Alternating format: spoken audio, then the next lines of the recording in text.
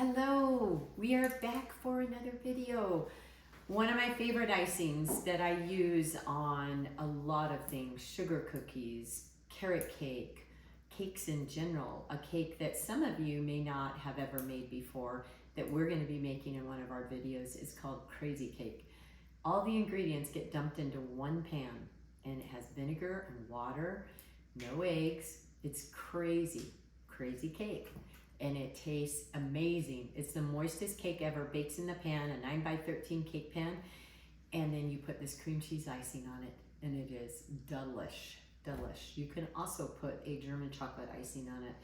My brother that passed away a few years ago, that was his favorite, was this crazy cake made with German chocolate icing that my mom would make every year for him. So, anyways, we are going to start with a brick of cream cheese softened and a stick of butter softened. Cream them together, which I have already done, and then you just start adding the powdered sugar into this. And it will be between 1 to 2 pounds. I believe that this bag right here is a 2 pound, 2 pound bag. I will use almost this whole bag. So here's a sweet little secret that I tell everybody. I'm not against using off-brand names. I think some of them are really good, but I will not make my icing for cinnamon rolls, for anything, unless it's the CH, okay? This is the brand that you want to use for your icing. It's just really good. And there is a difference. I know some people say there's not, but there is. So anyways, I'm gonna dump some in here, and as soon as I have this mixed up, I'll be back to finish up and tell you another little secret ingredient that I put in here. I have finished mixing. I'm back on. What I did was I used not quite a 2 pound bag. There was a little bit out of it, but in this batch of 1 brick of cream cheese, 1 stick of butter, creamed them, and then added the powdered sugar. Here is an ingredient that I found, and maybe some of you have already tried this, but I did not have any milk one day and had just made all these pans of cinnamon rolls, and I was getting ready to ice them and whipped up my butter and my cream cheese and my powdered sugar and no milk. But I had just made something a few days earlier with buttermilk. So I had buttermilk in my fridge. So I thought, what the heck? Let's try it. So I used some buttermilk. Best thing I ever did. Made my cream cheese icing, just took it up a bunch of notches. So good and so creamy. So I don't make my cream cheese icing anymore unless I use buttermilk in it. 2 things, buttermilk and the C&H powdered sugar.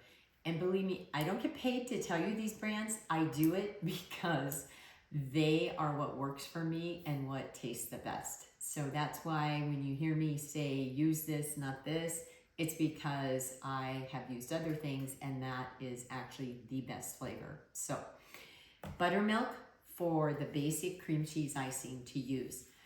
Now, if you want to switch things up a bit, there are so many amazing coffee creamers out there now.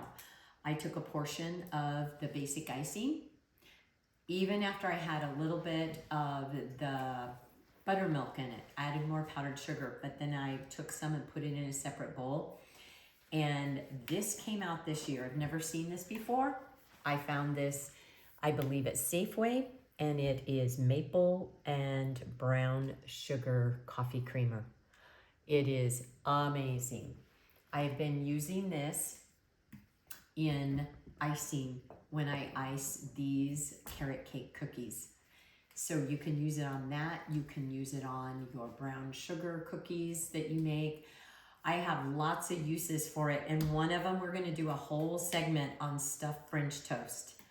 I used it this year with my eggs and cinnamon for French toast, and it was a hit. Everybody loved it, absolutely loved it. So when you're wanting to put a different spin on your icing, change it up a little bit depending on the cookie you're using to ice with or the cake you're icing with, try using the coffee creamers of the flavor of your choice. But this one in particular is amazing when making the French toast and the icing. So anyways, I hope you enjoyed our segment today on the cream cheese icing and the little hints that I've learned over the years. But I hope that you go and find something fun to bake today and do it with your kids or your grandkids, whatever makes you happy.